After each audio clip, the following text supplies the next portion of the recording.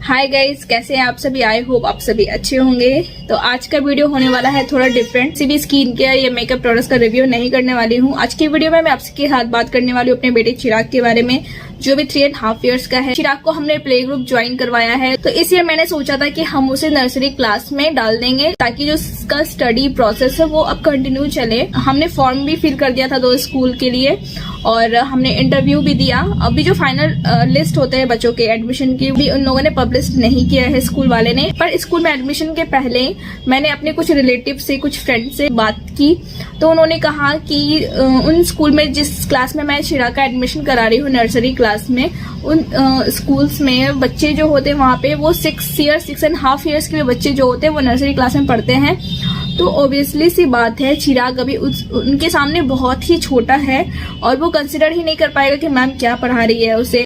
तो मुझे लग रहा है कि चिराग के एज के हिसाब से अभी हमें उसे नर्सरी क्लास में नहीं डालना चाहिए।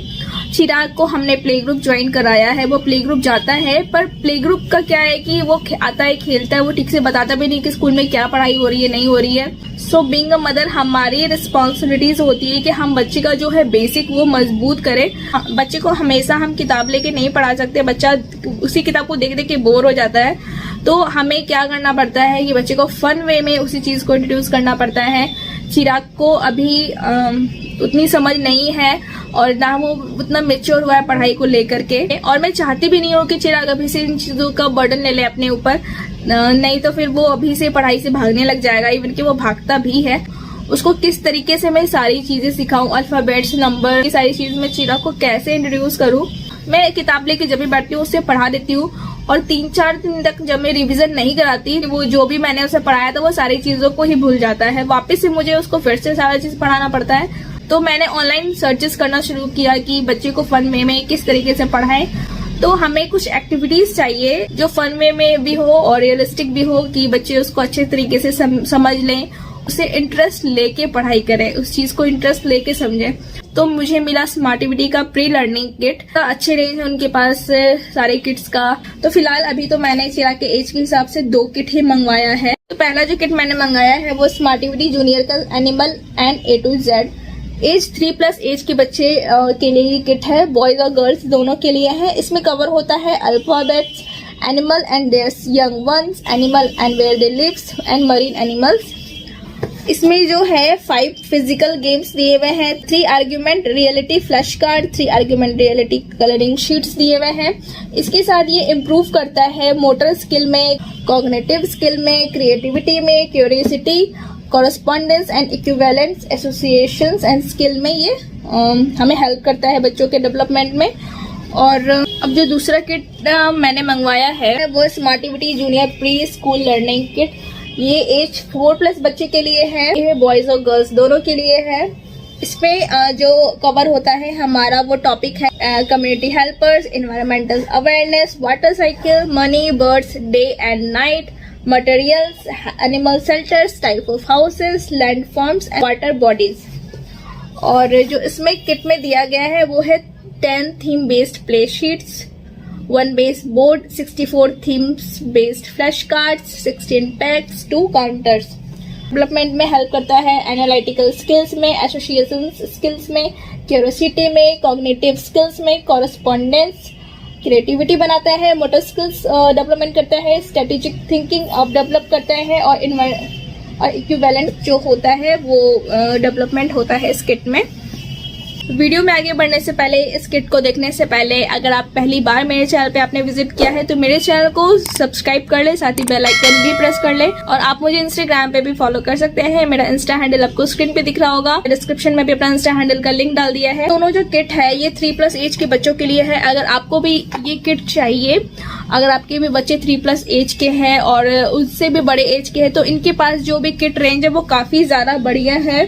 जैसे जैसे इनका जो एज, बच्चों की जो एज है वो जैसे बढ़ती आती है, उनके पास जो किट आते हैं वो और भी ज्यादा प्रैक्टिकल होते जाते हैं। वो फिर या फिर साइंस स्ट्रीम में हो या फिर इंजीनियरिंग स्ट्रीम्स में हो, सारे स्ट्रीम में बहुत ही ज्यादा प्रैक्टिकल किट इन्होंने जनरेट किया है। काफी मुझे पसंद आया, तो फिर मैंने सोचा कि अभी मैं फिलहाल 2 किट मंगाऊं और जो मैं आपके शेयर करने वाली हूँ। तो चलिए मैं आपको दिखाती हूँ कि इन दोनों किट में मुझे क्या क्या मिला है और बच्चे इसे कैसे एंजॉय कर सकते हैं और इसे असेंबल कैसे किया जाता है।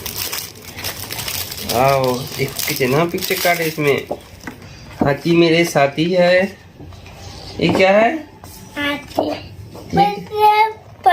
बटरफ्लाई। और ये डियर है, डियर। डियर।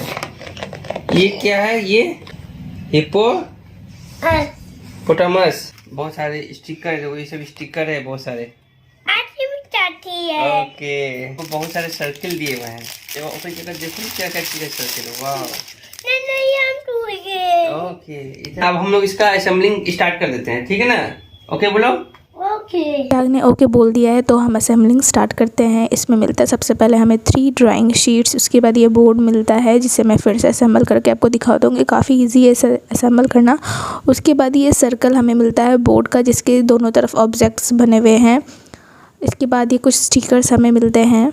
देन ये कुछ बैंड है फिक्स करने के लिए बोर्ड को। ये पिन है जिससे कि हम वो जो शेप है उसे निकाल सकते हैं। फिर हमें मिलता है ये छोटा छोटा सर्कल ऑब्जेक्ट से रिलेटेड। टोटल 5 सर्कल हमें मिलते हैं और दोनों साइड ऑब्जेक्ट्स रहते हैं। ये है आप रिवार्ड दे सकते हैं बच्चे को। और ये इंस्ट्रक्शन है कि आपको ये किट कैसे यूज़ करना है, काफ़ी अच्छे से इसमें एक्सप्लेन किया हुआ है। और ये कुछ फ्लैश कार्ड्स है, 3 फ्लैश कार्ड्स है जिसे कैसे यूज़ करते हैं वो सारी चीज़ें यहाँ पे बताई गई है। ये जो बोर्ड है मैंने यहाँ से ही निकाला था और बटन बीच में दिया हुआ है, उसे इजी वे में आप फिक्स कर सकते हैं इसमें। ये की शेप का जो बोर्ड है उसे चारों कॉर्नर में इस तरीके से फिक्स करना है। और ये छोटा वाला सर्कल भी हमें इस बोर्ड से मिला था। देन जो बाकी रेस्ट बचे हुए हैं कुछ शेप्स वो हम निकाल लेते हैं इसमें से। अब इसमें कुछ बचा नहीं तो उसे हम हटा देते हैं। देन ये बैंड है फिक्स करने के लिए कि हम इसमें यहाँ पे फिक्स कर सकें ताकि ये फिक्स हो जाए अच्छे से, फिर मूव नहीं हो। बाकी जो रेस्ट बैंड्स बचे हुए आप उसे एक्स्ट्रा रख सकते हैं। तो फर्स्ट स्टेप हमने कंप्लीट कर लिया यहाँ पे। देन हम चलते हैं सेकंड स्टेप की तरफ। तो मैं वही यहाँ पे सेट लगा रही हूँ जो कि ऑलरेडी बुकलेट में दिया हुआ है, इंस्ट्रक्शन बुक में। बाकी और भी जो भी है शेप आप लगा सकते हैं उसे अपने तरीके से। सारे चीज़ यहाँ पे दिए हुए हैं कि जितने भी शेप दिए हुए हैं सबके इंस्ट्रक्शन यहाँ पे दिए हुए हैं। तो इसके साथ ऑब्जेक्ट के साथ ये अल्फ़ाबेट वाला सर्कल यहाँ पे लगेगा। देन जो भी लगेंगे मैं आपको स्टेप बाय स्टेप दिखा दिया है। तो रेडी हो गया है हमारा ये किट। तो इसे हम इस तरीके से खेलेंगे जैसे कि हम बच्चे से पूछेंगे कि एम फॉर क्या होता है, तो वो मैंगो की तरफ निडल कर देगा बड़ा वाला। फिर हम छोटा वाला निडल करेंगे ई की तरफ, या जो भी किसी भी अल्फ़ाबेट की तरफ करेंगे बच्चा उसका आंसर बड़े निडल को घुमा के दे देगा। और यहाँ पे आंसर शीट दिया हुआ है कि राइट आंसर क्या है बच्चों के लिए। देन यहाँ पे सेट 2 सेट 3 इस तरीके से दिया हुआ है। देन ये जो हमें पिन दिया गया था ये बोर्ड को निकालने के लिए दिया गया था जो भी शेप थे। और यहाँ पे सारे सेट का अलग अलग आंसर एंड कैसे फिक्स करना है। सेट जो होता है बड़े सर्कल छोटे सर्कल का सारा चीज़ इस इंस्ट्रक्शन बुक में दिया हुआ है, तो डोंट वरी अबाउट डैट। तो हमारा ये फिक्स हो गया है। देन हमारा जो ये ड्राइंग शीट्स हमें दी गई है तो इजीली हम इस यहाँ पे दिया हुआ है कि हम कैसे इंस्टॉल कर सकते हैं इनका ऐप और ड्राइंग करके वहाँ पे स्कैन कर सकते हैं। जो 3 फ्लैश कार्ड्स और 3 ड्राइंग शीट्स दिए हुए हैं उसके यूज़ यहाँ पे दिए गए हैं कि हमें दोनों को कैसे स्कैन करके यूज़ करना है। हम लोग गेम खेलना स्टार्ट करते हैं। ओके स्टार्ट करें? ठीक है चलो, हाथ हटाओ हाथ हटाओ हाथ हटाओ। ये जो छोटा वाला एरो है मैंने किस पे कर दिया चिराग? ये देखो किस पे किया हुआ है, किस तरह देख के बोलो बेटा। अच्छा तो फिर आप मुझे ये बताओ, ये बड़ा वाला एरो से आप मुझे बताओ कि S4 क्या होता है इसमें? क्या है इसको, क्या बोलते हैं? सन। Very good. तो इस गेम को हम लोग इजीली बच्चों के साथ इस तरीके से खेल सकते हैं। चिराग को इससे ABCD करवाया है तो रिवीजन के लिए हम ये चीज़ बहुत अच्छा है, इसे हम रिवाइज करवा सकते हैं बच्चे को। एक और खेलते चिराग, ठीक है? एक और लेटर का खेलते हैं, ठीक? एक और? हाँ एक और। अब आप मुझे ये बताओ, ये मैंने छोटा वाला एरो कौन से लेटर पे किया है? हाँ क्या बोलते हैं इसको बेटा? P। Very good. तो आप मुझे ये बताओ बड़ा वाला जो ये एरो है, बड़े वाले एरो को P4 क्या करते हैं? P4 क्या बोलते हैं, करके दिखाओ। इनमें से P4 क्या होगा यहाँ पे, खोज के बताओ। नहीं आपको खोजना पड़ेगा खुद से। हाँ, P4 क्या होता है? Pig. Very good, right answer. Then अब हम लोग सेकंड किट जो है उसे असेंबल करना शुरू करते हैं। ये कुछ पैक्स दिए हुए हैं हमें और ये कुछ बोर्ड के शेप हैं और ये टोटल जो एक्टिविटी है इसके हर पेज के दोनों साइड एक्टिविटीज़ है। आप उसे इंस्ट्रक्शन बुक को देख करके उसे सेट कर सकते हैं बोर्ड में। इसमें सारी जो भी पजल्स है काफ़ी ज़्यादा इन्फॉर्मेटिव है, काफ़ी नॉलेजेबल है। बच्चा काफ़ी कुछ सीखता है इस पजल से, इस किट से। देन हमें मिलता है ये इंस्ट्रक्शन बुक जिसमें कि काफ़ी ज़्यादा बढ़िया तरीके से बताया गया है कि आपको इस किट को यूज़ कैसे करना है, कैसे सेट करना है, कौन से पैक को कहाँ पे यूज़ करना है, किस काउंटर को कहाँ यूज़ करना है। तो फाइनली हमारा ये जो बोर्ड है उसके साथ हमें मिल रहा था ये पिन और बटन जो मैंने आपको फर्स्ट किट में दिखाया था, वो मैं आपको यहाँ पे फिर से दिखा दूँगी कैसे इस बटन को फिक्स करते हैं। देन हमें जो पिन मिला है उसकी हेल्प से हम सारे जो भी इसमें बोर्ड में जो शेप दिए हुए हैं उसे हम लोग रिमूव कर लेते हैं ताकि हम ये अपना किट असेंबल कर सकें। जो शेप है उसे रिमूव कर लिया है, अब हम इसे असेंबल करते हैं। तो पेयर में हमें इस तरीके से ज्वाइन करके यहाँ पे प्लस शेप में डालना है और ये जो है थोड़ा केयरफुली करना पड़ता है वरना जैसे हम बोर्ड उठाते हैं तो वो निकल जाता है। इसके लिए हमें कुछ बैंड्स यहाँ पे मिले हैं। हाँ, फर्स्ट स्टेप हमने कंप्लीट कर लिया। अब कुछ बैंड्स यहाँ पे मिले हैं जिसे कि हमें यहाँ पे फिक्स कर देना, जिससे कि ये जो भी हमने असेंबल किया है वो निकले नहीं, मूव नहीं करे।